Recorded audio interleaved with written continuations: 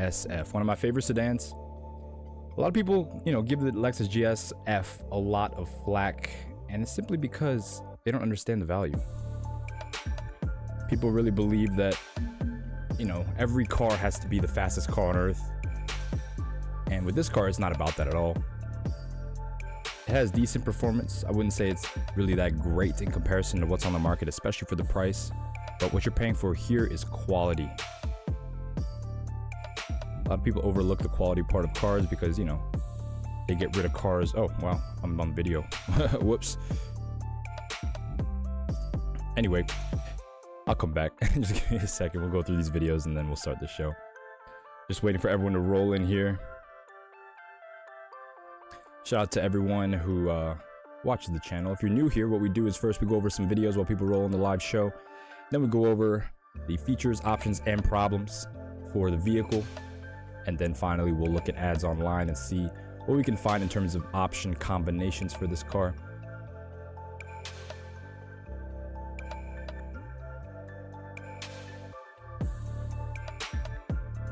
As you can see, the GSF has quite a different interior than the regular GS. You can see the sport bucket seats up front.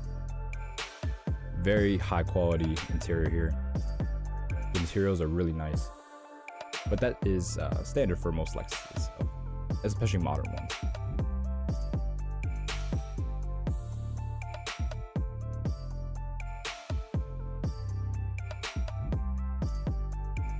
What do you think about the GSF, Jacob? Would you ever get one?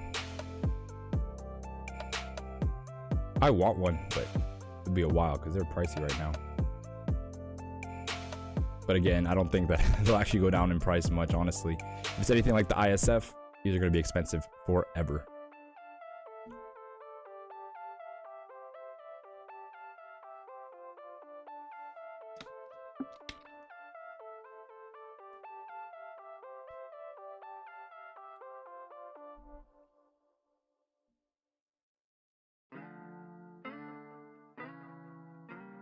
Honda.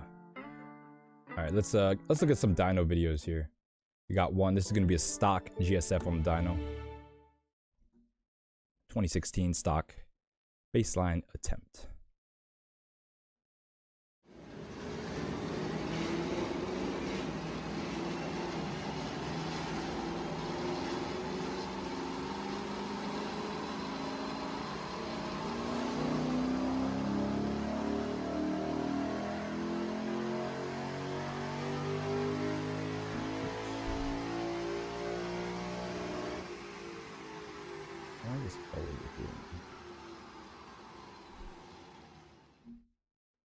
All right, what are the numbers? All right, so stock, it's making 402 horsepower at the wheels and 357 pound-feet of torque at the wheels. The torque is a little bit more than I thought it would be. I thought that maybe it would lose a little bit more through drivetrain loss in terms of torque. Because the stock numbers for horsepower is around 490 horsepower and torque is around, what was it, 480 or 490? Torque is around 390. So not too much of a drop off in terms of torque, but the power is a little bit down. You can see this graph is kind of all over the place. So that's what a stock dyno usually looks like. Let's look at one that's been tuned and supercharged.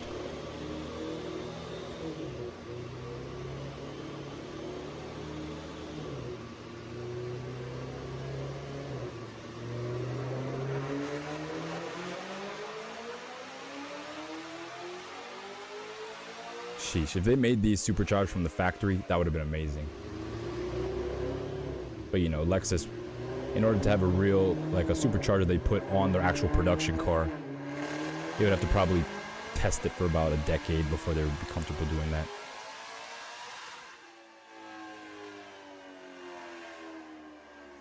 Yeah, this one sounds amazing. All right, what kind of numbers is this one making? So you can see the yellow line is going to be our top power. We have 650 horsepower at the wheels and 527 pound-feet of torque at the wheels. Insane numbers. These are actually very healthy numbers for a car this size. And yeah, I guess the only way to get this amount of power is to do a supercharger kit on one of these, which is probably going to be super expensive. But again, you're going to be taking away from the reliability, which is what this car sells for. You don't buy this car if you want the most powerful vehicle. You buy this car if you want to have a car that you can daily drive for the rest of your life, basically. So let's see a POV video, then we'll get into the show.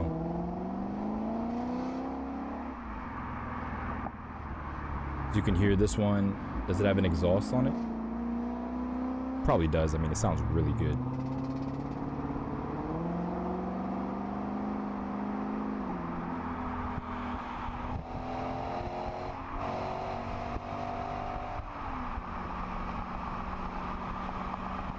You can see this guy's in Germany with his GSF.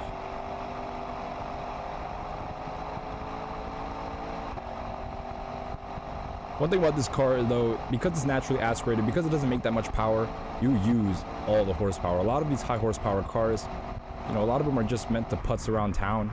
Or not meant to, but that ends up being their sole purpose, going to the mall, going to the grocery store.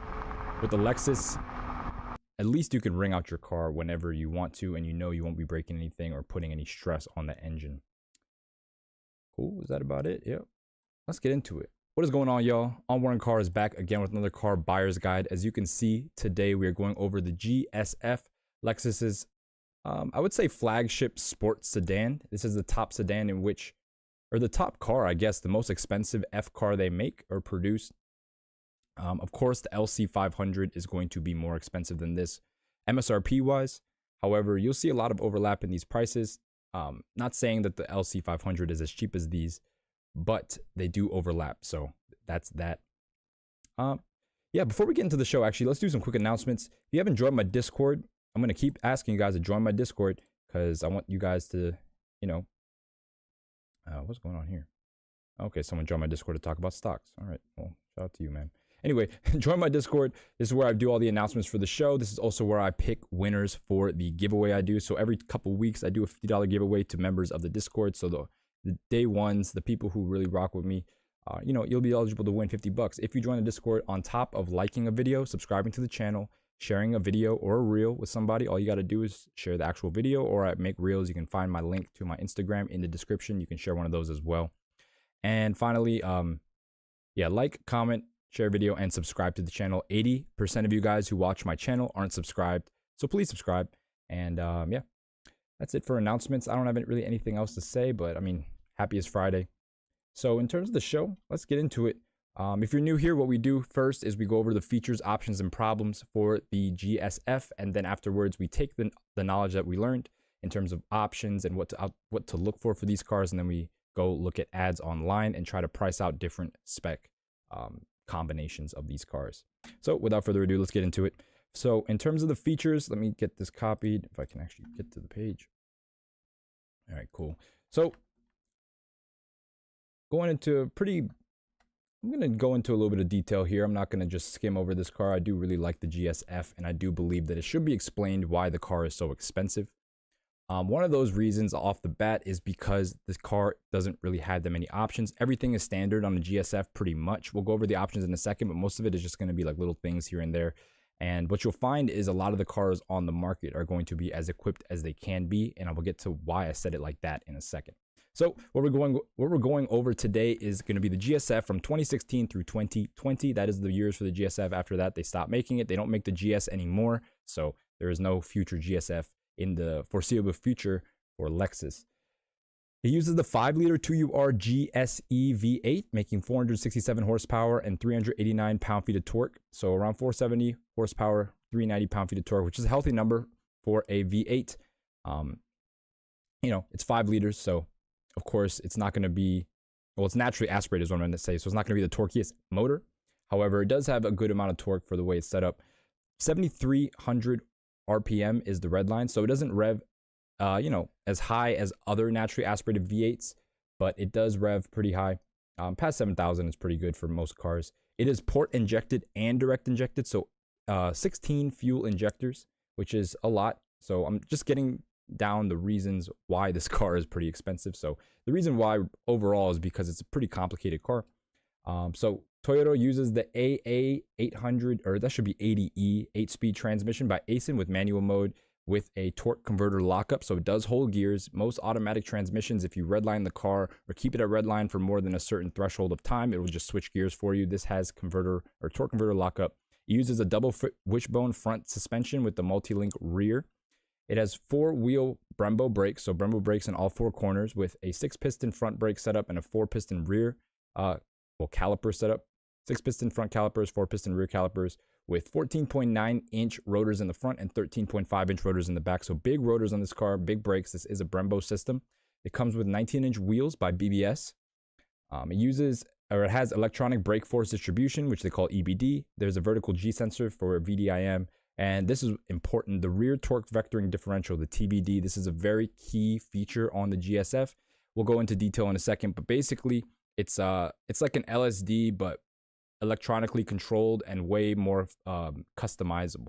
Each side of the diff has its own clutch pack, so it's able to completely lock up each side of the wheel instantly or gradually. It can choose exactly how it wants to do it based on the computer and the sensors. So it can sense wheel speed, it can sense G-force, all that to make for the best driving experience. And the differential has 3 modes as well. Yes, the TVD is a really good piece of technology. However, I mean, I'm getting ahead of myself here, but it is very expensive. Again, the 3 modes for the TVD: standard, slalom, and trek. You also have the Lexus Safety Standard Plus, or you also have the Lexus Safety System Plus as standard. So again, most cars in this price range, they're going to have all the safety features as options. You know, yesterday we were going over the C63 AMG, the W205, and a big feature or big thing about the way those cars were optioned was if it had the Distronic Plus, which is basically the system that overarches all the safety systems that can be included in those cars. This one, being a Lexus, comes with its standard. 0 to 60 is in 4.5 seconds, so not the fastest car on the planet. 4,034 pounds is how much it weighs, so that's kind of expected given the horsepower and the weight. So 4.5, so not the fastest, but it's not slow either. So in terms of changes by model year, there weren't too many changes. However, there are some very key changes. So 2016 was the first model year. 2017 was when they added the F adaptive variable suspension, the FAVS. So this is a very important option if you want it. You know, 2016s are going to be way more popular in terms of production numbers.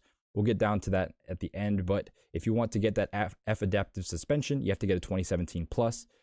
HUD was also made standard in the 2017 model year, and there were color changes. There were color changes pretty much every model year, so just keep that in mind. In 2018, more color changes. Lane departure assist with the addition of lane keep assist and all speed radar cruise control was implemented. Previously, the radar cruise had a minimum speed of 30 miles per hour, so if you went below that, it would turn itself off. However, in 2018, they did add that basically a higher standard or a higher version, a better version of the adaptive cruise control, which you can actually use in stop and go traffic.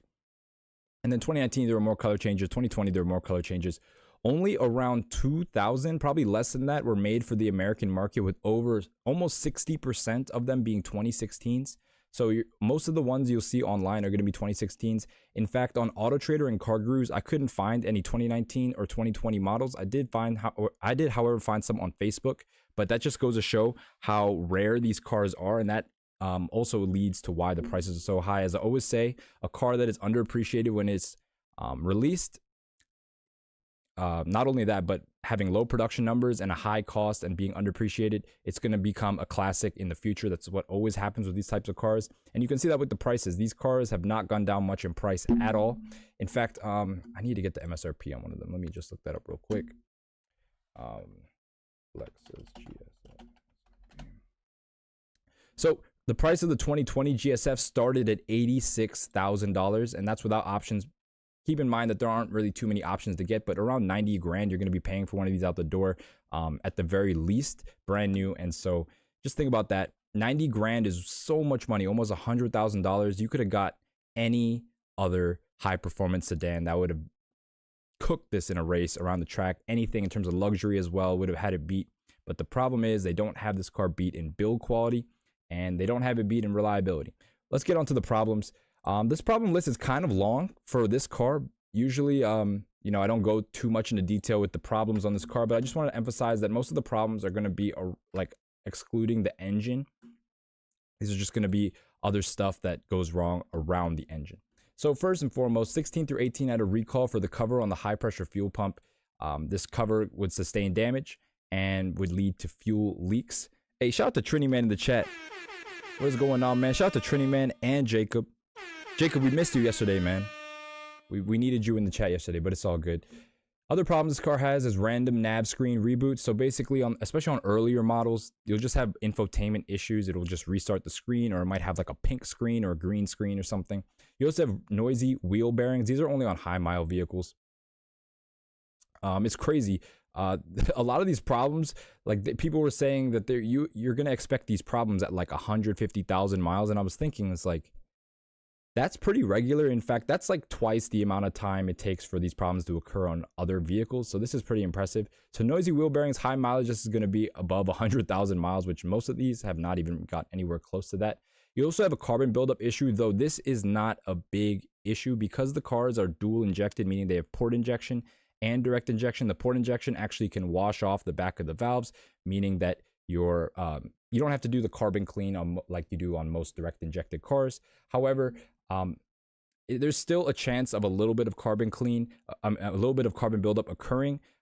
You can mitigate this though if you install an oil catch can. If you don't know what oil catch can is, basically it takes the oil or the oil vapors that come out of the PCV system and it drops them off into a can instead of making it carry back over into the intake, because that's where your carbon buildup comes from. It comes from oil or oily air going back into your intake and then running along the back of your valves.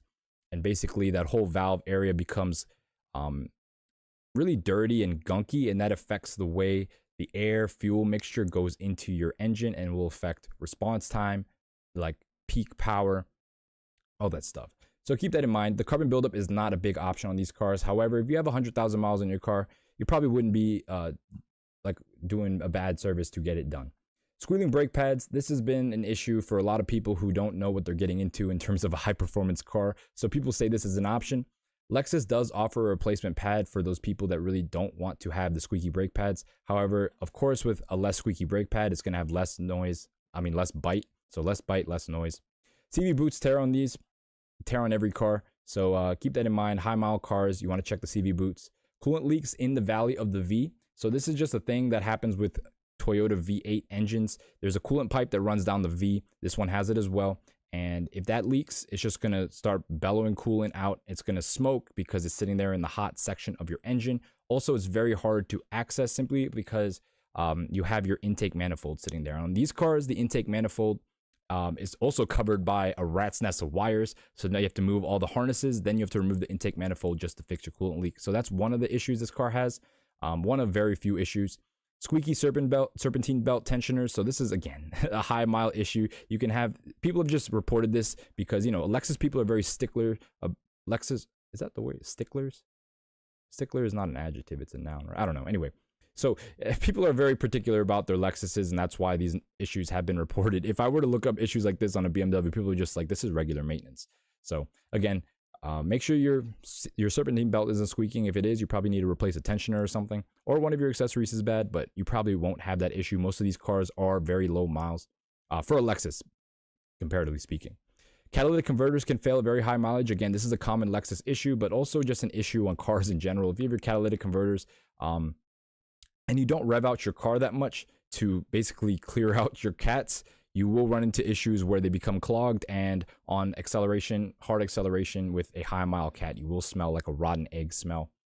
TPMS failure on high mile cars as well. So keep that in mind. The TPMS batteries will run out and your TPMS light will come on. This is probably the biggest issue with these cars, or the biggest potential issue, is the torque vectoring diff is almost a $20,000 replacement cost. Very expensive. Of course, if you don't do it at a dealer, it probably will be less, but less than $20,000 is still a lot of money. You're probably going to at least spend $12,000 at the very least trying to fix one of these if you have to replace the entire thing. So keep that in mind. You want to make sure that, you know, when you get, first of all, you have to get a PPA on these. These are super expensive. I wouldn't really recommend not getting PPA on something that costs more than like 10 grand, really. If you're really going to spend tons of money on something, make sure it has a PPI so they can put it up in the air so they can see all these things, the torque vectoring differential, the suspension, and everything. So keep that in mind. Weak mirror motors is another thing. That's like a Lexus issue. They always have had this issue since before my LS430. This is the mirror motors start to go out, or the mirror, like the automatic auto folding function starts to go out. So just keep that in mind with high mile cars. Again, HVAC control servo issues. So basically the systems that control the directions of the vents, so top vents or feet vents or whatever, that servo can go bad. Peel and clear coat on the carbon fiber dash. So if you have a carbon fiber dash, I believe actually pretty much all these have carbon fiber dashes except for some. We'll talk about it in a second. The peeling of the clear coat is an issue. In general, the interiors on these are really good. It's just the choice of that carbon fiber and Alcantara just makes this a little bit less resilient, I guess, to age and wear. Alcantara is not a good material that'll last a long time. It gets dirty fast. It starts to show wear pretty fast. So just keep that in mind. This has a lot of Alcantara and a lot of carbon fiber. And some people have talked about the delamination of the carbon fiber. So keep that in mind. And then finally, inner tire wear from the front liquid-filled lower control arm bushings. So basically, this car has liquid-filled lower control arm bushings shared with a lot of different F Sport models and F models. And basically, this allows for just a little bit more movement and play with the front wheels. And then therefore, every time the car is kind of moving in that way, you're throwing your car out of alignment very slightly, which leads to front inner tire wear. So that could be like the camber just getting slightly too much. But yeah, it's a 4,000 pound car, so it's going to be pushing these bushings in every direction. So just keep that in mind. When these go bad, you will see very bad inner tire wear because the camber will be...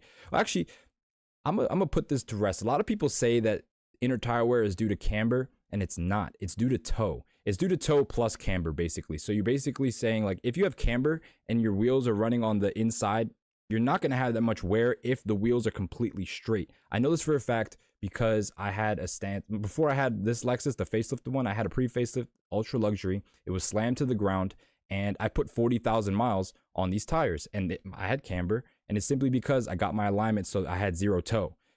Before I had that, I was destroying my tires every 10,000 miles. And they were stretched too. So imagine stretched tires, camber, 40,000 miles because you just adjust your toe. That's what the inner wear comes from, or outer wear. It's all just the angles of which way your front wheels are facing, or rear wheels too, because you have the same problem in the rear. But just keep that in mind. It's not due to camber. It can be, I won't say that camber is like completely absent from accountability in your tires wearing. That can also... I mean, it will add a little bit because, of course, you're only running on most of the pressure is being put on one side of the tire. So, of course, that adds to wear, but it is not the cause of premature tire wear. You'll just see that it will wear regularly, but just on that one part on the outside of the tire will look like it has no wear, basically. Cool. So these are the problems. Again, not too many problems.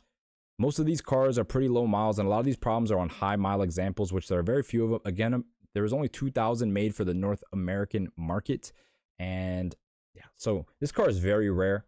And so yeah, in terms of the problems and the reporting, it's probably going to be over-reported in terms of the problems because a lot of people, there isn't too many examples. So anyway, let's get on to the options. This is the most fun part of the show, is when we talk about the options. And again, not too many options for this car. What I like about Lexus and their F cars, or the top of the line or top of the range cars, is that they always come fully loaded. Basically, they come like 95% loaded, all of them. So these are going to be the I'm not sure what's going on here, but the options for the car. And then after this, we're going to go through the brochures as usual.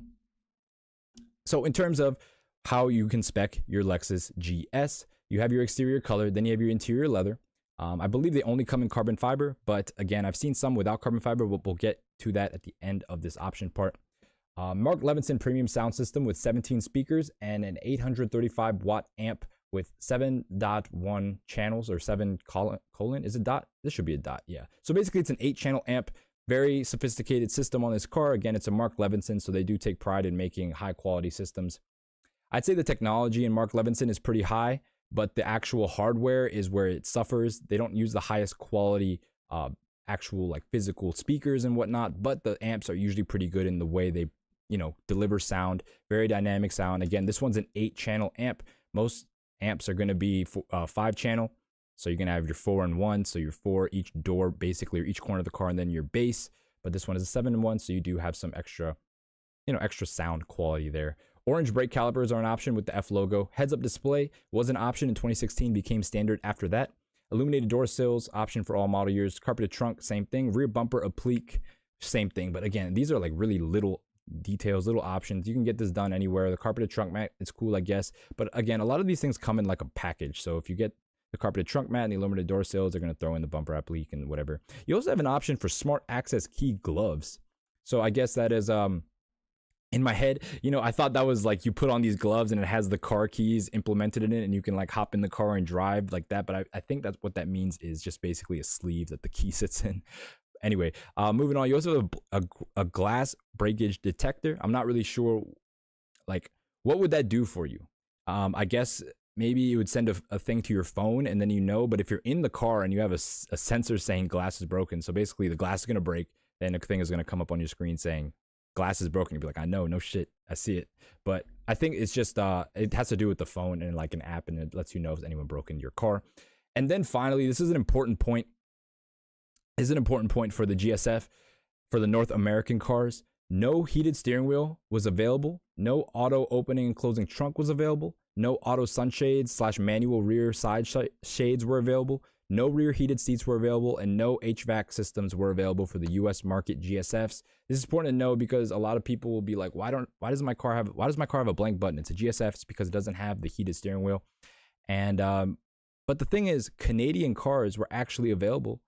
Canadian cars, you could actually get all these options. So keep that in mind. If you find a Canadian car, they might be asking for a little bit more because not only were the production numbers like literally 5% of the American production numbers, I'd say, but also they come with way more options. And so if you ever see a Canadian car, in fact, the car we looked at for the beginning of the video was a Canadian car. And so if you know, you can see that it has a whole bunch more options. But yeah, none of these options were available for the United States market GSFs, which is pretty unfortunate. So let's get to it. Let's see the brochures and just, you know, basically go over what Lexus advertises this car as. Jacob said, come on, heated steering wheel. I mean, I'm just letting you guys know the facts, man. A lot of people complain that there is no heated steering wheel on these cars, but again, it is Lexus people. They're very particular about their things. In fact, I'd say Lexus people are almost as particular as Porsche people, but it's like a completely different type of person. It's really interesting to see. Lexus people, they just like, I don't know. Part of me wants to say that Lexus people, it's like, this is their one like really quality thing they own, and everything else in their life like isn't really too quality, and so that's why they focus on these. And then Porsche people is like, this is the most expensive thing they own. But I mean, that's probably not true for Porsche people. They're pretty rich. But Lexus people are also rich. So, I mean, that's just a theory. Probably doesn't have much merit behind it. Anyway, here, looking at the interior, we can see very beautiful. They have the bucket seats, not available on any other GS, just simply on the GSF.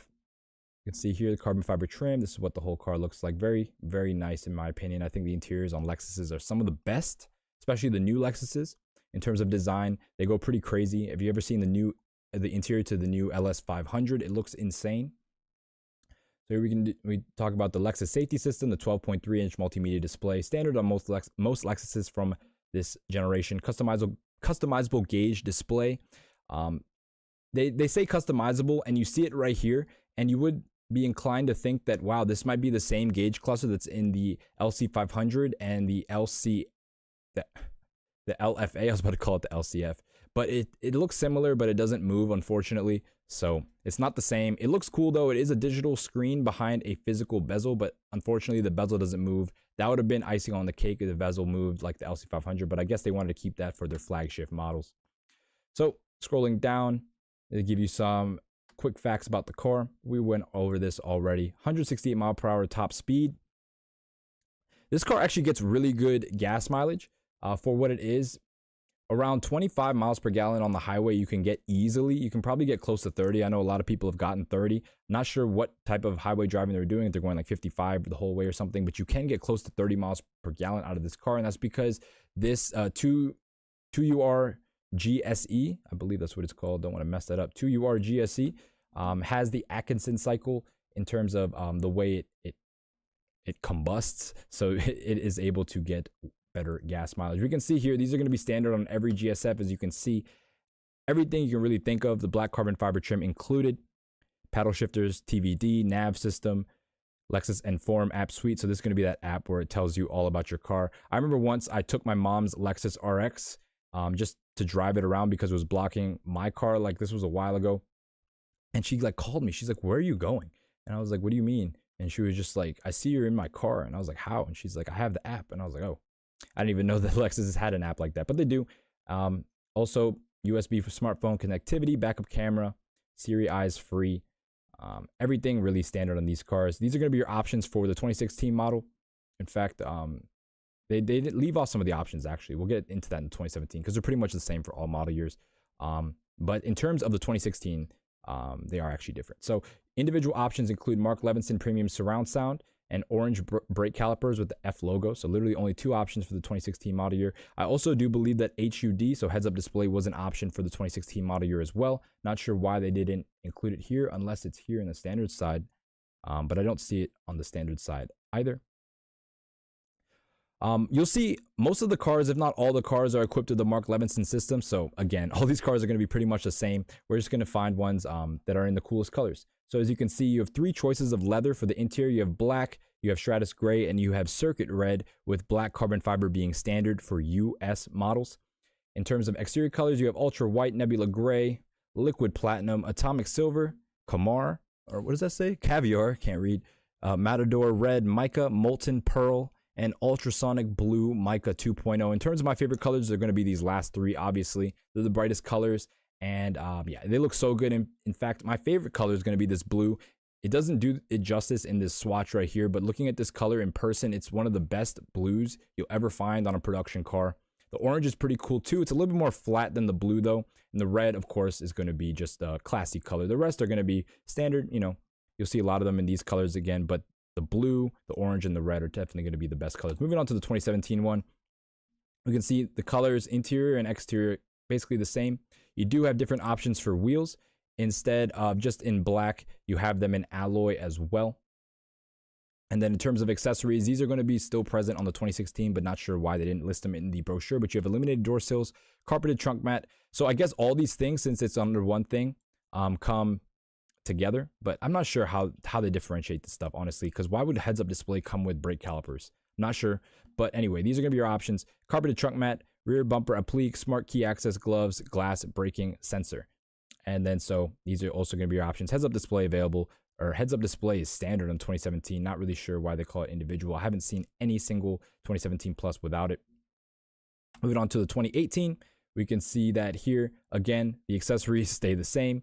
The individual options stay the same. You can see they just move the wheels up here in terms of individual options, but in terms of illuminated door sills, carpeted trunk mat, rear bumper, smart access key gloves, glass breakage detector, sensor, they're all the same. Scrolling down, we can see they dropped the orange, which is unfortunate because that was one of my favorite colors. They also dropped the gray interiors in 2018.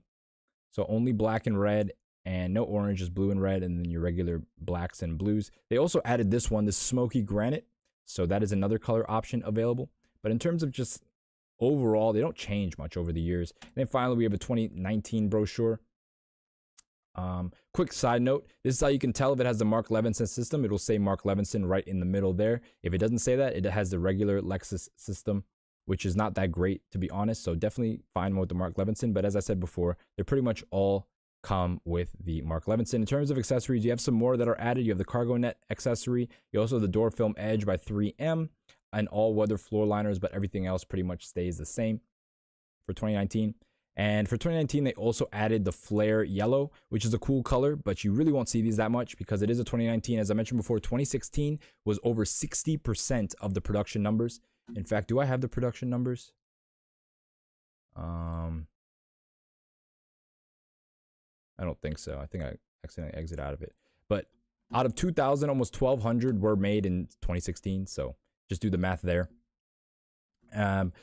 Jacob said, I couldn't imagine heating on a bike, but I believe it is possible. But in a car, heating on a bike? Yeah, I don't know. Maybe those big bikes have heaters. They might. I'm not sure, to be honest. At least like handlebar seat and seat heaters. Yeah, let's just bring up the production numbers. Lexus GSF. All right. So this is an unofficial reporting. Well, I don't know if that was the right. Okay, here. So 2016. So I guess this is for the US market specifically. So my numbers were a little bit off. 1,400 were made in 2016. 482 were made in 2017. In 2018, 294. In 2019, 163. In 2020, 127. So it's crazy. It's like after 2016, no one wanted to buy these for some reason. So not really too sure exactly what was going on here, but just keep that in mind. Even on Car Gurus and Auto Trader, I could not find any 2016 or 2020 models. There just aren't any for sale. In fact, total for sale right now, you know, I try to do an average between the 3 sites to get a total number, like an estimate of the total number. So on CarGurus and AutoTrader, it was 10 for sale. On Facebook, it was a little bit more. I saw some 2019s and 2020s on Facebook. I'd say on Facebook, it was like probably close to 15 or 20 in my area. So that's specific to my 500-mile radius. So probably a little bit more on Facebook. So on average, I probably think there's probably like 15 cars for sale in the United States. So it's interesting. And Jacob says there's only one for sale in Europe, and that is in Spain. So yeah, these are super, super rare cars, super special cars. And, you know, it's always going to be a treat to see one on the road. So yeah, in terms of the options, what I think we should look for, of course, is going to be Mark Levinson. But other than that, it's mostly up to mileage and price and exterior/interior color combos. Again, most of them are going to have these options. Illuminated door sills are a pretty big option too. I mean, considering that there aren't really that many options, I would like to have illuminated door sills. But other than that, there really isn't too much to talk about here. Again, mentioning 2017 pluses came with the adaptable suspension, so keep that in mind. The 2016s, there aren't too many. I think maybe what happened is they might have increased the price in 2017 compared to 2016, which completely turned most of the market off. Maybe you know, the price just a little bit edged out its competitors, so basically everyone went with the competitor because of the price change. They did add some more technology to the later model year car, so that might have been an issue there. Yeah, it's crazy. Only one for sale in Europe, and that's in Spain. That's kind of wild. Anyway, let's get on to the best part of the show. It's been 36 minutes. Hopefully, we'll fly through these again. Not too many options to even talk about. So, yeah, let's get to it. Where is it? It's over here. All right, cool. Put this over here, and then let me just.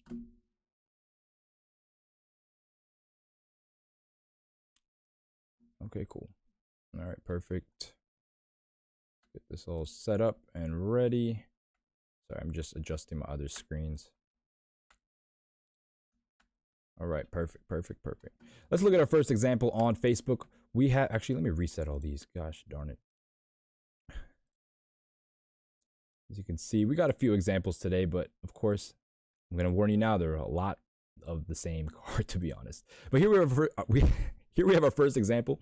It's going to be a 2016 with 74,000 miles, and they want $47,000 for it. And as you can see, this car has been for sale for a minute now, 31 weeks for sale in Sarasota. Pretty crazy this car has been for sale for that long, but I guess it's because its price is firm, no trades. So let's see what he has to say. Extremely well-maintained GSF, extremely hard to find, black caviar with road or red interior, always garage cap, blah, blah, blah. So in terms of, you know, these are cars that you really don't have to maintain that much. So if it says that it's been regularly maintained, that's also a good sign because you don't really have to do that, honestly. Just make sure that, you know, you keep your oil changes, your brakes, tires, and these cars should run for a long time, but regular service is always a good thing. Full ceramic coating, front PPF, all stock parts, new high-performance rotors and brakes, Michelin tires, blah, blah, blah. Let's take a look at this car, see what we're working with. Again, you can see it's on the silver wheels. It has the orange brake caliper option, which is pretty cool, I guess. Interior is nice. This one is going to be a black and red two-tone interior. So it's going to have the red leather seats. It's not a true all leather or one-tone color. So I said there was black interiors.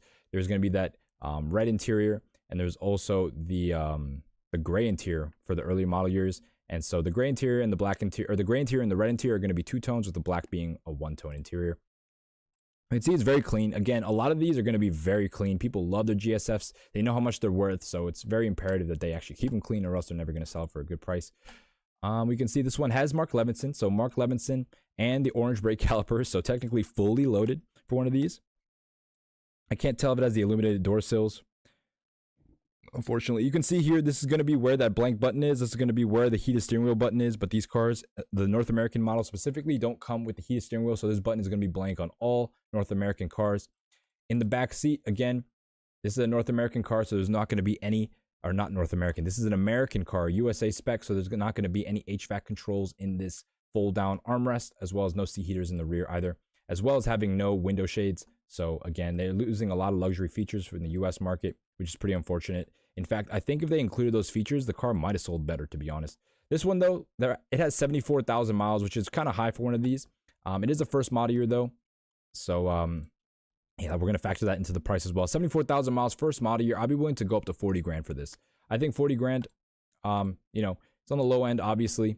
But this one is very clean. So because of that, yeah, I give it that because the guy seems to be a, you know, a competent owner. He's had it for sale for a while, so he really doesn't want to get rid of it. So he must love it a lot. He must take really good care of it, honestly.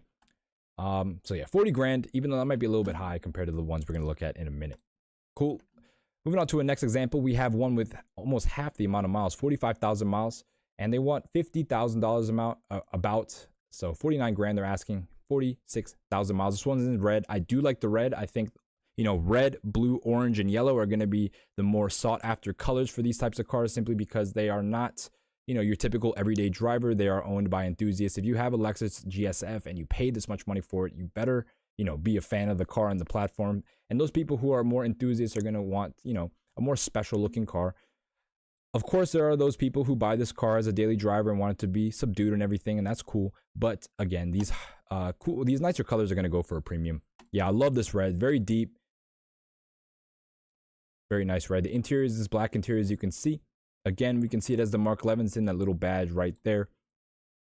Another thing I love about these cars is that the intake manifold is blue. This is not a plastic piece that is part of this plastic cover. You remove the plastic cover, and these are actually your intake manifold pipes. They're painted blue in typical F fashion, which looks really nice. Interior on this, 45,000 miles. I mean, it looks very clean. As you can see, this is where the Alcantara is. It's also on the dash as well. And so those can wear out, especially being in a high wear area like your armrest. So yeah, just keep that in mind. For this one though, 45,000 miles. They're asking 49 grand. I'd be willing to go up to 44 grand for this one. I think that it's worth it. It has the Mark Levinson heads-up display, clean title, private seller, blah, blah, blah. So yeah, he literally listed the two options. Doesn't have the orange brake caliper options. I don't think. I can't really see it. Nope, it doesn't. But that wouldn't go well with this color anyway. So yeah, 44 grand for this, I think would be a really good deal. Again, it only has 45,000 miles, and this is a Lexus. So, I mean, I get it. It's not the most, you know, economically set up engine in terms of, it's probably not as reliable as other Lexus engines. However, I could put big money on these cars reaching 200,000 miles with minimal maintenance. So keep that in mind. You will have a long life, especially if you buy one of these at low miles, you'll have it forever. So you probably won't even lose that much money on it. As you can see, they're selling for 5 grand less at almost twice the amount of miles. So you just keep that in mind. You can drive one of these around for free, basically, is what I'm trying to say. Moving on to our next example, we have a 2017, 47,000 miles, same amount of miles as our last example. However, this is a 2017, so it has a little bit of a higher price tag, 56 grand they're asking. Remember, the 2017s come standard with a lot of stuff, like the heads-up display. They also come standard with the adjustable suspension. So keep that in mind. This car has the adjustable suspension, which makes it a lot more desirable than the 2016 models. But also keep in mind that going back to the production numbers, there were almost 1,400 2016s and 300 2017s. So like a quarter of the total, or a quarter of the production of the previous model year. So very rare. It's actually kind of crazy. Only 300 of these in the, you know, in America exist, and only a few are for sale. So that's also shows how much people love these cars. Just take that ratio. These are rare cars to begin with, and when you have, you know, only 2,000 in America, but for sale you only have 10 to 15. That means 99.9% of people don't want to sell this car because they love it so much. Or maybe they don't want to lose any money. I don't know why, but the bottom line is 99.9% of people who own these cars aren't selling them. And that's pretty insane to me. This one, it's a gray on black, so not the best in terms of being like the most flashy spec, but it is very clean. It has the orange brake calipers. Look how big these calipers are in the front. They're huge. And so, yeah, moving on to the interior again, black, no heated steering wheel. Of course, this is a North American model. But in terms of maintenance, do they say anything? It has new tires, new brake pads. But yeah, fully serviced through Lexus, so a good sign as well. Let me just, I gotta take this text real quick. Sorry, y'all.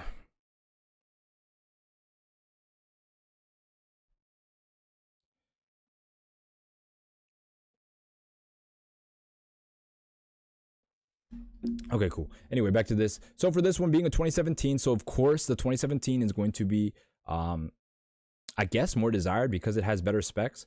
I guess you could say that more desired. It's also way lower in production numbers, so the price is going to go up. Of course, 47,000 miles. They're asking 56 grand. For me, though, I'd be willing to go up to 50 grand for one of these. I think 50 grand is a fair price for a 2017 with low miles, under 50,000 miles. This one, I wouldn't want to pay more than that simply because it doesn't have a spec that I like in terms of interior and exterior colors. I would maybe pay a little bit closer to 56 if it was like that blue or red or the orange or the yellow. But in terms of gray on black, 50 grand is where I'm at.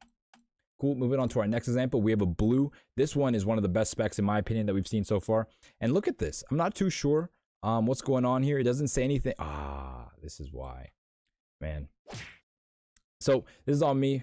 Apologies for putting this in here, but this is, as you can see, a rebuilt title car or a branded title, whatever that means. So rebuilt or salvaged, not a clean title.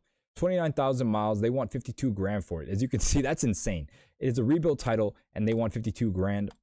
As I always say, 40% off the original asking price. This is a little bit low for a 29,000 mile 2018. So maybe 30% off of this. So what does that equal? 52. That's 10% of this would be 5,200. So around 15 grand off. So I start off around the high 30s, around 37 for this.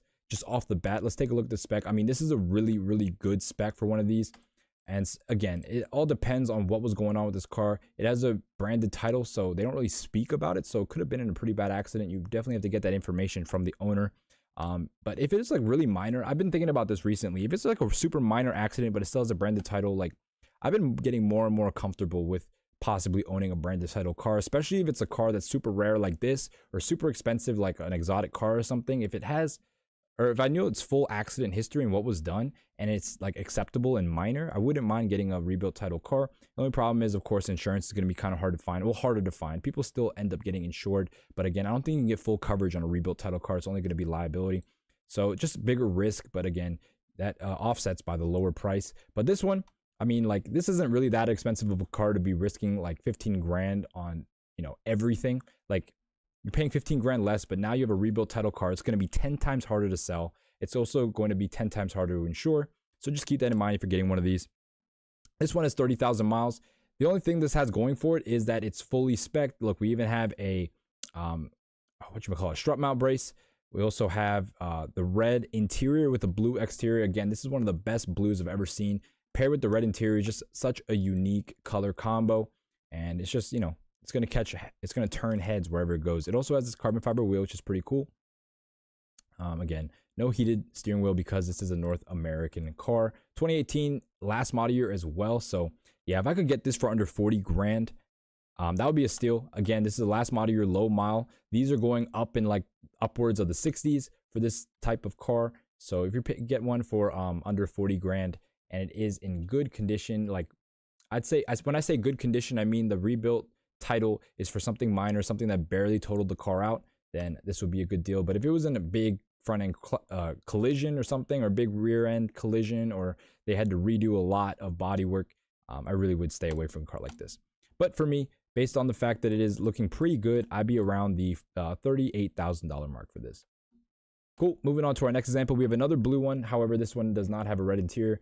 As you can see, this one is a 2018, 51,000 miles, and they want 58 grand for it. So a little bit higher miles than the last 2017 we were looking at this one.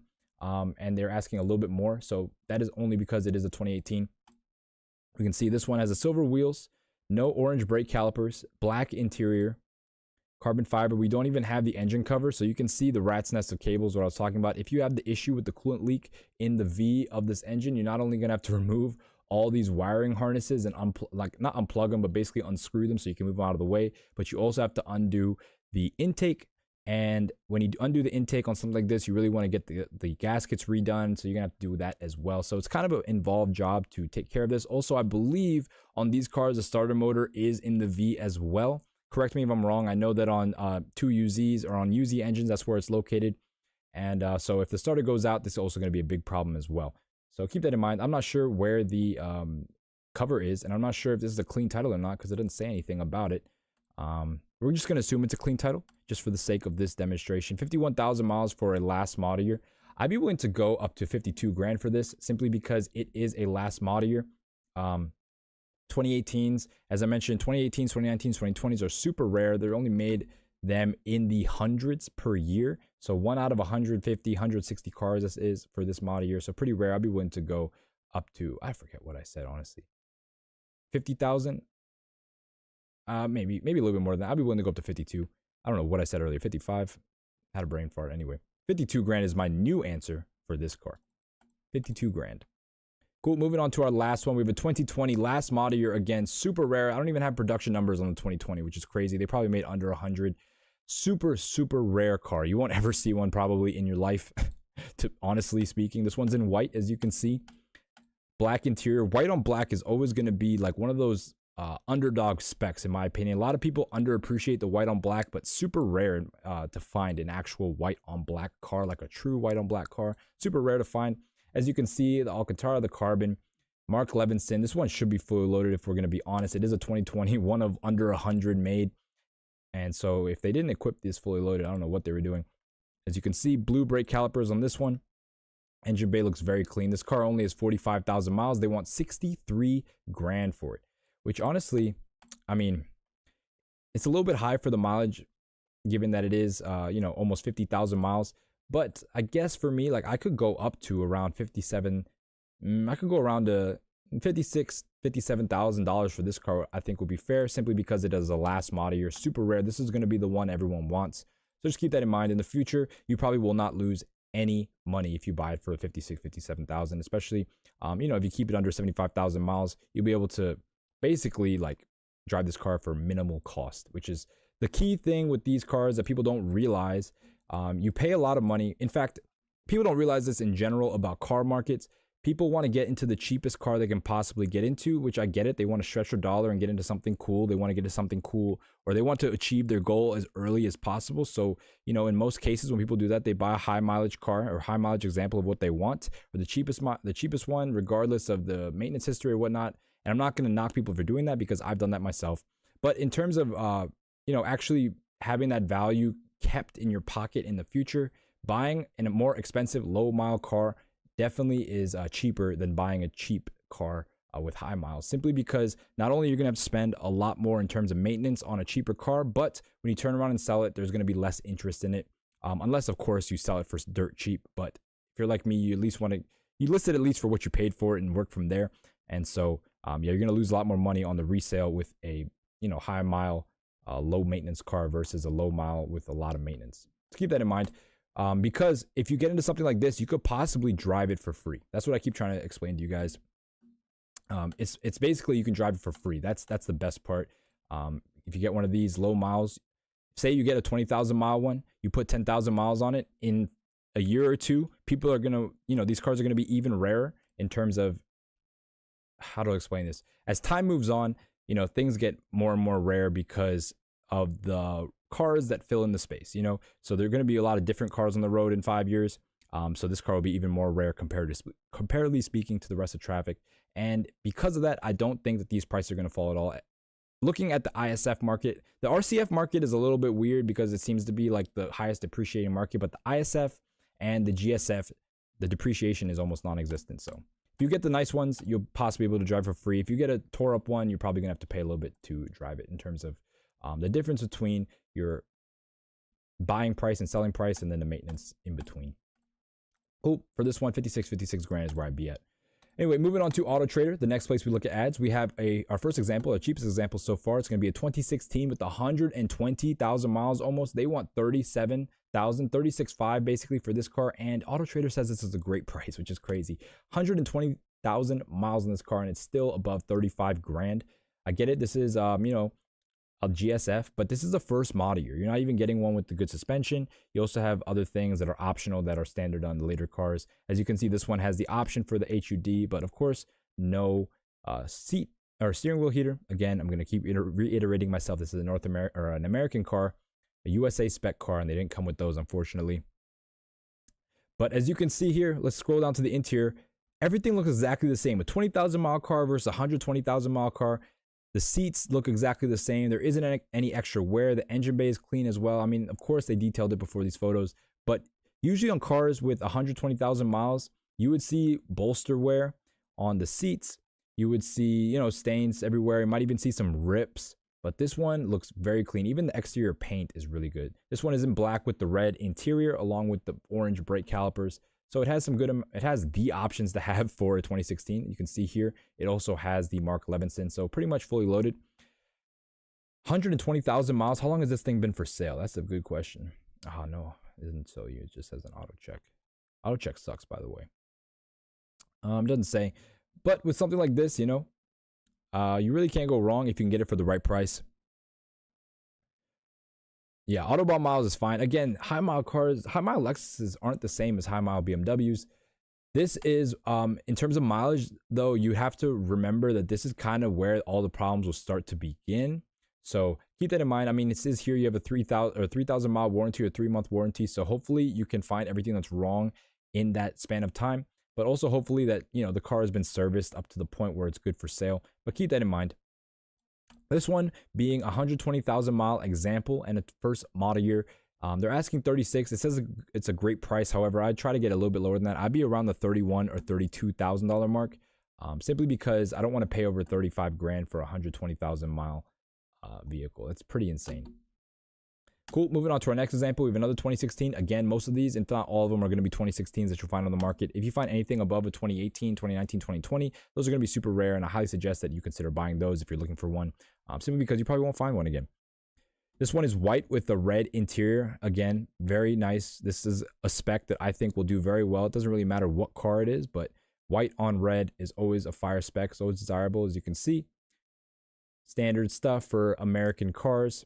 You can see it has the Mark Levinson system. So fully loaded. It is a 2016. So these are the options you have. It also has the black wheels, which is pretty cool on the white Stormtrooper spec. 70,000 miles this one has, 71,000 miles, and they're asking 40 grand. You know, that's not too far off. Honestly, it's under 40 grand they're asking, so that's pretty appropriate, but 70,000 is a little bit high. Our first one was 74 and they wanted 46. So you can see that. And I was willing to pay up to 37. This one is a little bit less mileage, so I could pay a little bit more. So this price is almost accurate. However, you know, for me, being that they're asking 39, I'd be around the $36,000 mark. You know, I would be comfortable spending up to 38 though on something like this. So starting off at 36 for this one. Cool. Moving on to our next example, we have a 2016 again. This one's going to be in atomic silver with black interior. We saw a kind of a similar example the last in the Facebook ads. This one is going to be, you know, silver on black. Pretty basic spec, as you can see here. Standard features for American cars. Does it have the Mark Levinson? I mean, it should. Yep, Mark Levinson. So again, fully loaded. Black interior, silver exterior. So not the best spec in terms of being the flashiest, but it is still a cool look. This color is still a nice color. It's atomic silver. 48 grand they're asking is 47,000 miles. Yeah, this is too high in terms of, for me, I'd say for me, being that this is 2016 with like right around 50,000 miles, I'd be at the $42,000 mark for this one. It's not the flashiest spec, so 42 grand for me. You know, I think you'll be doing pretty well for 42 grand. Moving on to our next example, we have a red example. This one is also a lowish mile, under 50,000 miles, so 48,000 miles, and they want 50 grand for it. So this one was 47,000 miles, they want 49. This one is 48,000 miles, 500. This one was 47, so 47. This is 48. They want 1,000 more for this one, so it's kind of in the same range as the last one. We have the window sticker here. We can see it has the Mark Levinson. It also has the illuminated door sills as well as the trunk mat. So pretty loaded. It doesn't have the orange brake calipers, but they do still say F. Inside, we can see it as a black interior, standard black interior, nothing special going on here. You know, it could be cleaned a little bit. This one looks like, you know, it's not at a dealership. It's owned by a private party, so it's not going to be the cleanest example. You'd have to be able to find those maintenance records as well, see if it's had, you know, brakes done, see what's been done to the car, just make sure. Jacob says, unbelievable how good they keep the prices high compared to comparable. Exactly. This is the thing about a Lexus F car. The prices are always going to be high. And yeah, let's see. They started off at 87 grand for MSRP, and they're asking 50 grand 8 years later with 50,000 miles. So, you know, comparable BMW, it would have started off probably like 120, you know, 115 for a good one, you know, 120-ish, I'd say, for like an M6 or something like that. M5, maybe for a fully loaded, be like 110. And yeah, those are like in the 30s now with way more miles. Oh, wait, no. Well, now that I think about it, let's see, a 2016 M5 with 50,000 miles, that would probably be around the same price, honestly. But the thing is, once you hit like 100,000 miles, you'll probably be, no, this is a little bit high, I guess, for 50,000 miles. For 50 grand, it's kind of a lot. That's kind of We have to look at the numbers, honestly. I can't remember off the top of my head. Too many cars we've been going over. Again, this is the 103rd episode if you're not familiar. So we've been going over daily 100 different cars in detail. I don't know what other channel does this. Is it a Japanese M5? Yeah, I'd say it is a Japanese M5. There really isn't any other M5 Japanese competitor that I can think of. Any high performance V8 sedan that comes out of Japan? Nope. You have the Accord, which they'll never put a V8 in a Honda. You have Nissan, which drops the ball on every single car they made after the GTR. You have Mazda. They don't have a V8. They're experimenting with the straight 6 though, which I applaud them for. You have Subaru. Yeah, they're never gonna make a V8 either. They're like their Boxers. So yeah, definitely the Japanese M5. This one though, being at 49 grand, I think that's way too high. I get it. It's under 50,000 miles. I'd be willing to go up to, this one is a nice color in terms of red. I'd be willing to go up to $43,000 for this one.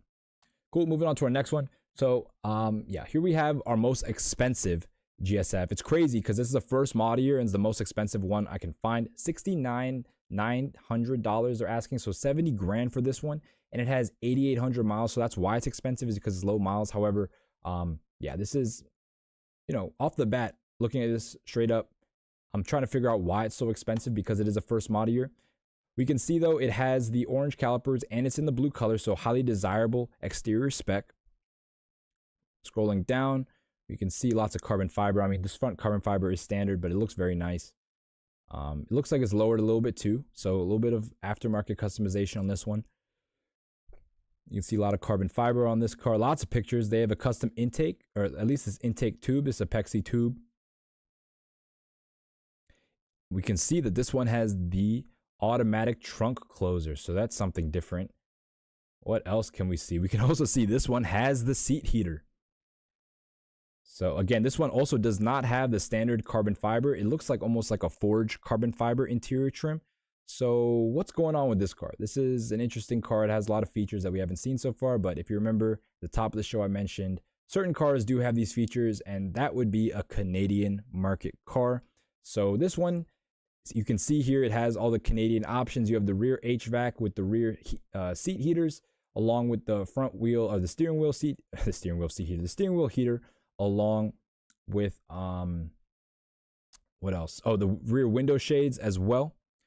And the automatic trunk, yeah. So you can see this one looks like a forged carbon fiber almost, but it has the automatic trunk. It has the rear HVAC. It has the steering wheel heaters. It has the rear seat heaters. So yeah, this one, as you can see, fully optioned. Mark Levinson as well. This is probably, again, they made them in the teens, literally in the teens in terms of Canadian production numbers for 2016. Well, not 2016. For the rest of them, it was in the teens. They made 38 cars for Canada. 38. This is one of 38 for 2016 coming out of Canada. But where is it located right now? Hold up. Oh, it's in Maryland. Wow, interesting. Shout out to Maryland. In fact, I probably know where this is. Anyway, so yeah, we have a Canadian market car. I think let's take a look at the auto or the Carfax and see basically where this car originated. We'll see if it actually is Canadian. Yep, Ontario. So again, this car originated in Canada. That's why it has all those options. And that is also why the price is so high. A lot of people in the GSF community, they kind of lust over these Canadian cars because they're so different than the American cars in terms of the options. And on top of the fact that the car didn't really come with options, every option really means a lot for the owners. And therefore, these cars will go for a lot more money. How long was it in Canada? Wow, it went straight from Ontario to Laurel. Shout out to Laurel, Maryland. I've been there so many times. But yeah, shout out to Canada. Yeah, Carfax is pretty cool because not only you can tell where the car first originated, you can tell when it was offered for sale. So you can see that this car was offered for sale. Hold on. The vehicle was offered for sale in, basically, someone in Arkansas bought it and then sent it pretty much straight to Laurel, and it was never really registered in Arkansas. Well, kind of. Oh yeah, it was. So it was registered in Arkansas and then literally registered, or not registered again, but I guess it's technically still an Arkansas title. But yeah, you can see how long the car has been for sale. You can also see where the car is for sale. This car officially has been for sale in Laurel since January 12th, and it is April 19th. So 4 months it's been for sale. It's over the 90 days. So definitely a car that you can make an offer on. And I don't think a lot of people are going to be willing to make an offer on this car simply because it's super expensive. And unless you are familiar with the GSF market, you really don't understand why it's so expensive. So that's that. This one though, being under 10,000 mile Canadian car with all the options available, it still is not a 2017, so it doesn't have the adjustable suspension, but as everything else, I'd say for me, I'd be willing to go up to 60 grand for this, simply because it's low miles. You can put 10,000 miles on it and sell it for more than what you bought it for, especially since it's a Canadian car. So 60 grand for this would be an ideal price for me. However, just the thing is with these cars is they're so rare. People don't understand them. They're going to sit for a while. So when you go turn around to sell, it's probably going to be a little bit harder to sell, especially being a Canadian market car. You're going to you're going to like put the price a little bit higher than the rest. People aren't going to understand it really. And so with something like this, you have to explain. Like if I were writing this ad, I would literally have to make sure that this is like the first thing. This is a Canadian market car with specific Canadian options that aren't available in America. That's the only way you have to advertise this car, or else people aren't going to understand. Cool. Moving on to our next example, we have another 27. Well, we have a 2017. So this is going to be the first model year that has the adaptive suspension. This one is white with the orange calipers. This one also has a black interior, so nice. Again, white on black is going to be a rare color combo in terms of the broader spectrum of the car market. But in terms of something like this, where there weren't too many options, you probably will see more examples than usual of a white on black car. This one, you know, obviously it's 2017. It's probably going to have every single option. It doesn't really show much, but again, this is, yep, you can see no seat heater, but we do see Mark Levinson. So all the options which are to be expected are here. Again, you can see no automatic trunk closer. Again, this is an American car. So 36.9, they're asking it as 100,000 miles. We saw the first example. This one was a 2016 with 120,000 miles, and they wanted 36.4. This one is a 2017 with less miles, and they want 36.9. This is a much better deal. 20,000 miles less. They want the same price.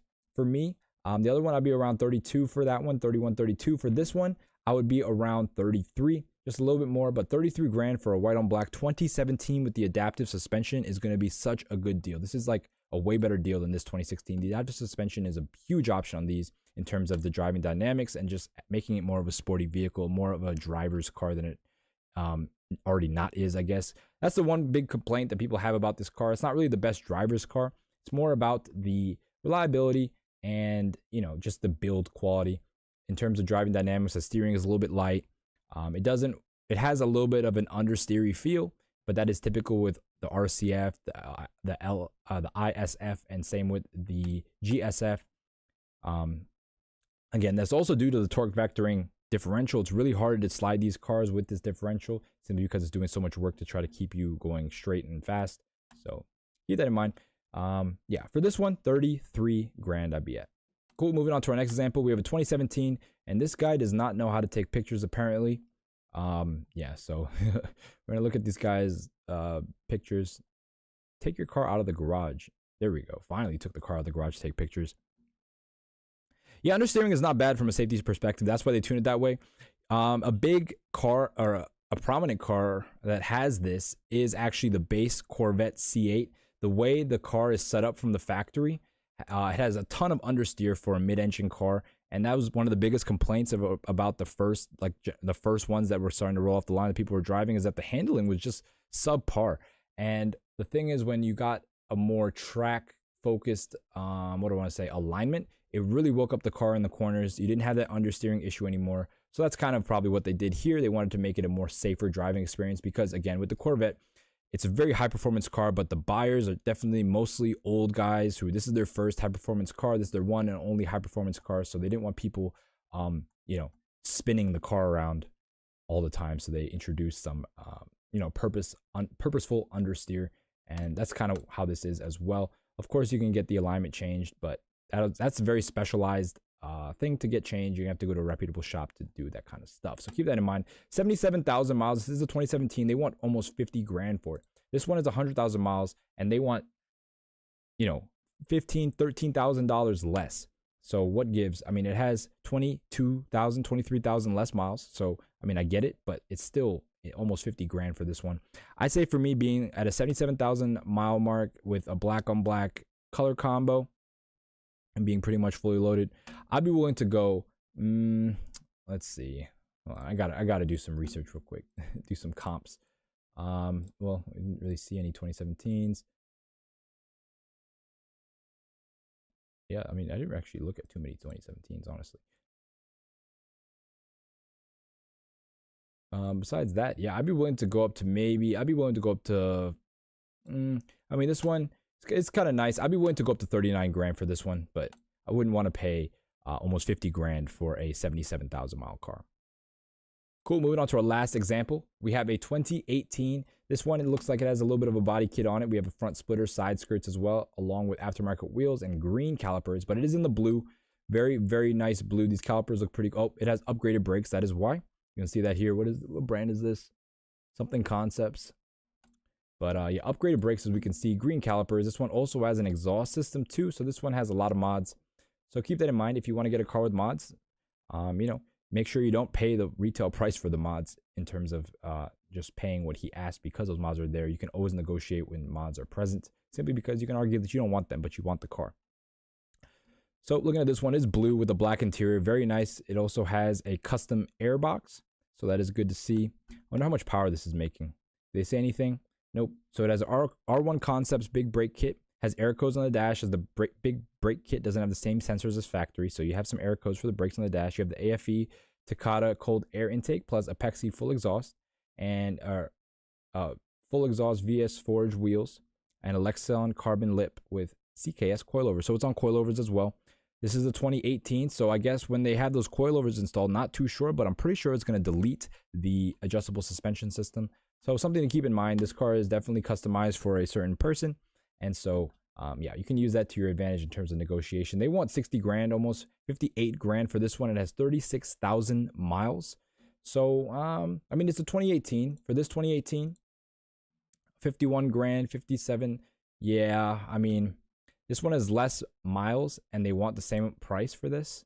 So, yeah, that's actually pretty appropriate, I guess, because it is a 2018 with under 40,000 miles, 36,000 miles.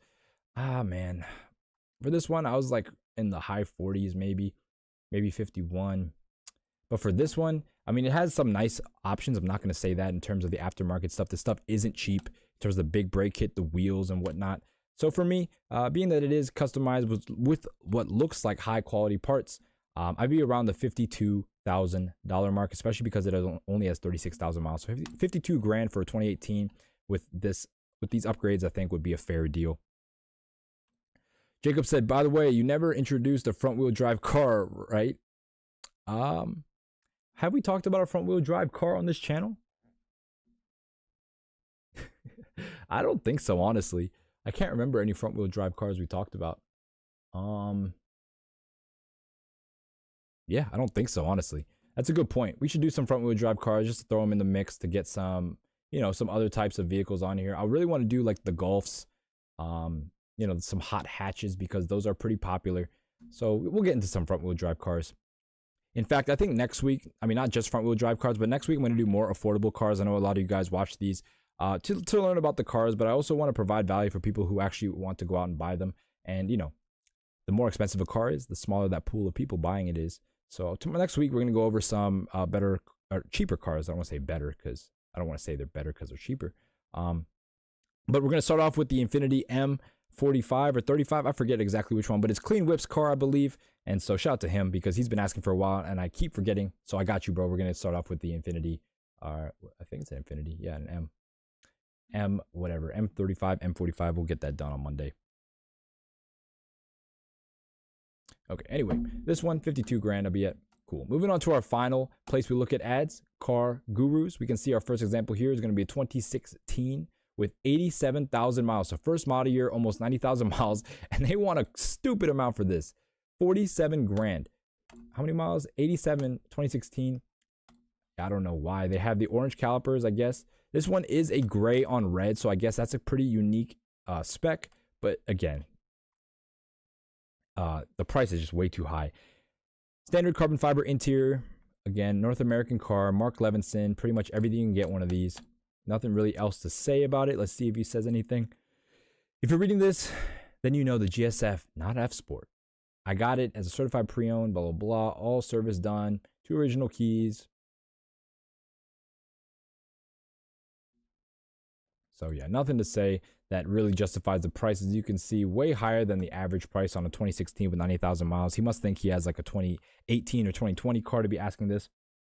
But with 87,000 miles and being a first model year, for a gray on red car that has Mark Levinson and pretty much everything else you need, orange calipers as well, I'd be willing to go up to 38 grand.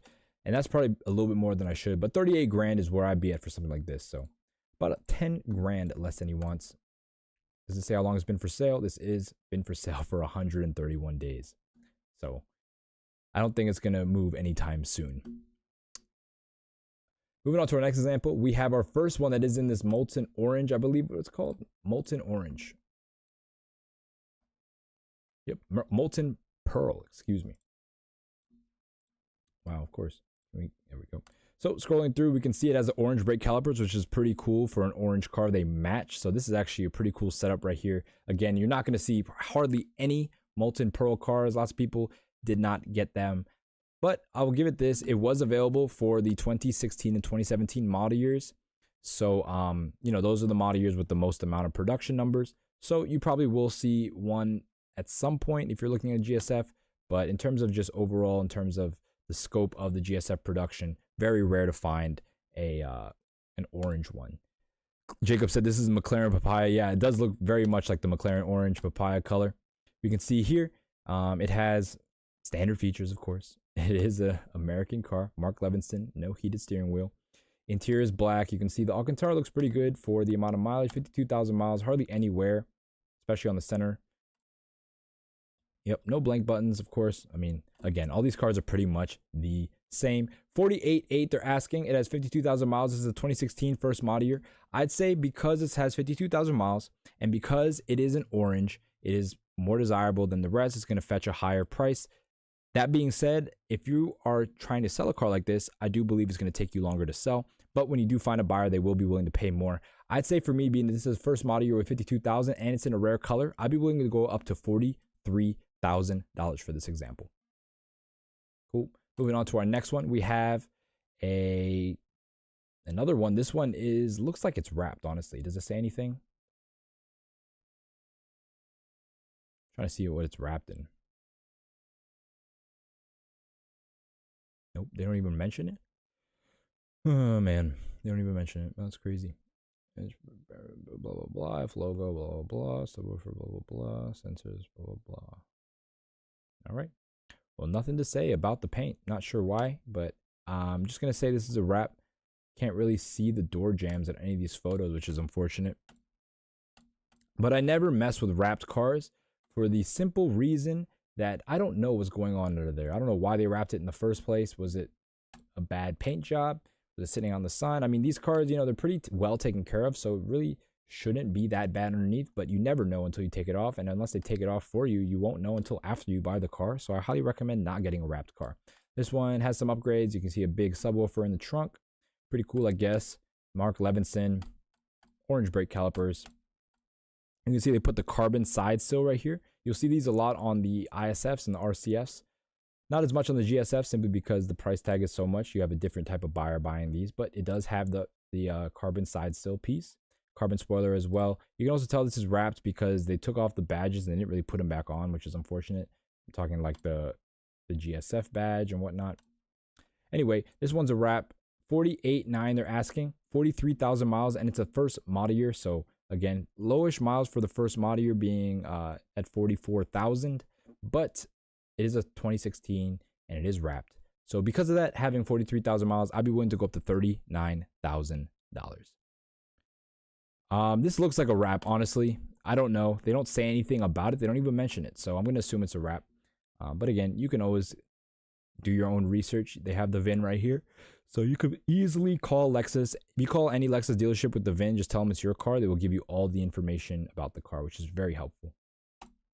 Moving on to our next example, another 2016. Again, as I mentioned, Auto Trader and Car Gurus, they only had up to 2018. I could not find any 2019s and 2020s, and 90% of them were 2016s. So we have our 2016 here, 36,000 miles. They want 53 grand. It is in this beautiful blue color with the orange calipers. Interior is in red.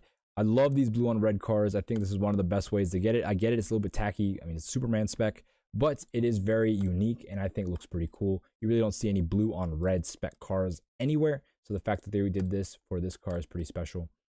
Again, you know, standard car. We'll just go through the photo just for shits and giggles, I guess. You can see clean engine bay, stock everything, carbon fiber trim. We got just a clean example, and it should be with 36,000 miles. And they're asking 53 grand. I'd say for me, being that this is a low mile car, relatively speaking, at 36,000, but it is still 2016. It doesn't have the adjustable suspension or anything like that. I'd be willing to go up to $46,000. I know I had another example of blue on red over here. 46. Yeah, this one was a rebuilt title. So yeah, 46 grand for this one, simply because it has 36,000 miles and it is a cool spec. You really can't, you know, find any cars that would look like this, honestly. And moving on to our final ad, we have another red example, 2017, as you can see here, with the orange calipers. Not too sure how I feel about a red car with orange calipers. It looks pretty clashy, but the interior is all black, so it's not like you're dealing with a tri-tone of colors there. You can see it has your G meter. That's pretty cool. I also like the way this speedometer looks. It looks like a watch almost. Looks pretty nice. But again, other than that, pretty standard spec, as they all are, because there were literally two options. But as you can see here, it looks clean. It's in red. It has 50,000 miles. It's a 2017. They want 53 grand. It originally was listed at 65 and they discounted to 53. So again, been for sale for 190 days with 138 saves, but no bites. That's crazy. Yeah, for me, this would be something to negotiate on. Of course, it is a 2017 with 50,000 miles. So this is kind of in the sweet spot of where to get a good deal on one of these cars, because if you buy it at 50,000, you can probably put 10, 15,000 miles on it and get rid of it for the same price you bought it at, if you get it at a good price. So for me, being that this is a 2017 with 50,000 miles, I try to get it for around $47,000. 47,000 for a 2017 with 50,000 miles wouldn't be too bad of a deal. But yeah, $47,000 is where I'd be at for this one. Cool. All right, that wraps it up.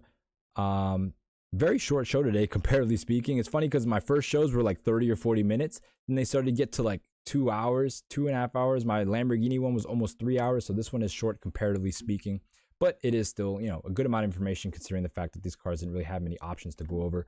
So in terms of summing it up, yeah, any model year is good. 2016 is going to be the one to avoid if you're trying to figure out which one is the best, simply because it doesn't come with standard heads-up display and standard, not standard, but the adjustable suspension at all. So the 2016s are going to go for a little bit less. Not only for that reason, but also because the production numbers are about 10 times more than any model year. So keep that in mind. 2016s are going to be very common, but they don't have all the features that the GSF came with, actually. 2020s are obviously going to be the ones to buy. Those are unicorns, under 100 made.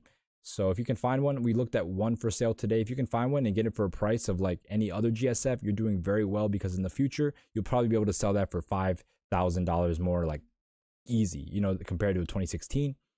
In terms of options, you have to get Mark Levinson. All the ones you looked at today had Mark Levinson. However, I've seen examples without Mark Levinson, so keep that in mind. They do exist. You want to get the illuminated door sills, because that just adds to the coolness of the car, but of course, not a required option. None of these really are required options. You know, just make sure it has Mark Levinson, make sure it has heads-up display. Orange calipers is all up to preference. In terms of illuminated door sills, this is also a good option to have. Just as I mentioned, it adds to the luxuriness of the car. But other than that, these other stuff is going to be, you know, if you want it or not. It probably will come with the carpeted trunk mat and the smart access key gloves. Stuff like that will probably come with the car anyway. So just keep that in mind. Most of these cars are going to be 90% the same. It all depends on mechanical condition, cosmetic condition, as well as the mileage, and as well as the interior-exterior color combo. So keep that in mind. In terms of problems, just make sure that the car has been serviced regularly. A lot of people service them regularly because a lot of people love these cars. Just keep in mind that the TBD is going to be super expensive if you run across any issues with that where it needs to be completely replaced. Hopefully, a good PPI will show you that if it's leaking or not, anything to show, how do I say this? Anything to show premature wear, hopefully is spotted before you buy the car.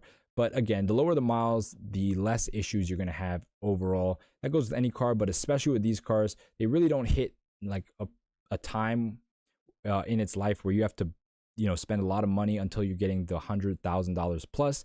But also, that keeping that in mind, if you find one that has 100,000 miles plus and it has everything maintained up to that point, you can potentially get a good deal in the sense that now everything has been handled, so you have another 100,000 miles to continue enjoying the car. But just keep in mind that the higher mile the car, the smaller the margins are in order to keep above, basically to not lose money. The higher mile cars, the more chance you have to lose money on that car. Andre said, have you found anything where people have had to replace their TBD? Yeah, I have. So I've seen it a couple times, and that's been across the board. It's been because the TBD is found on the RCF, the LC500, this car. So people have talked about it before. In terms of the GSF, though, I've only seen maybe 1 or 2 instances of people talking about it. So, the TBD, you just have to keep in mind that it is an expensive part, but also keep in mind that it is a Toyota part. So it's not going to be super unreliable. Just when it breaks, you might be SOL. Yeah, in terms of that, not too many issues on these cars to mull over or to focus on or to get, all worked out about, does it have the rod bearings done? The big 3, are they done? Have you done the rear subframe? Like, there's no big options like BMW's what I just mentioned that will make or break the buying or the purchase of this car. Just make sure that it has had regular service. And as always, of course, you can always call Lexus if you have the VIN, and they will tell you everything that's been done if it's been done at a Lexus dealership. So that's also good. Yeah, that pretty much wraps it up. If you guys don't have any more questions, I'm going to head out because it is Friday. I got things to do. And shout out to the people who stayed in the chat this long. You guys are the real ones. Friday evening, you guys could be doing anything, be a happy hour. You could be chilling with your friends, but you're here with me, learning about cars. So I rock with you guys. Appreciate you guys for showing support. If you haven't liked the video, hit that like button or dislike it. I don't really care. Some people actually dislike my videos, and I don't know why, but because usually it's not I don't know, man. I don't really care. Honestly, a dislike and a like are the same in the YouTube algorithm. So dislike the video, like the video, doesn't really matter to me. Just engage with it somehow. Leave a comment, subscribe to the channel if you haven't. Again, over 80% of you guys who watch these videos aren't subscribed. But that wraps it up for me for today. Again, on Monday, we're going to be going over the Infiniti M. Let's just see. I want to clarify this. I think the M35 and 45 are actually different cars. M45 Infiniti. Is there an M35? Oh, there is an M35. Yeah, so same car, but different engines. So we're going to go over the M Infiniti on Monday. Again, shout out to Clean Whips because he's been asking for that for months. So I got you, bro. Yeah, so if that, if nothing else, if you guys don't have any more questions about the GSF or about anything car related in general, I appreciate you guys. I will see you guys on Monday. And as always, peace. Have a good one. Have a great weekend. I'll see you guys then. Bye-bye.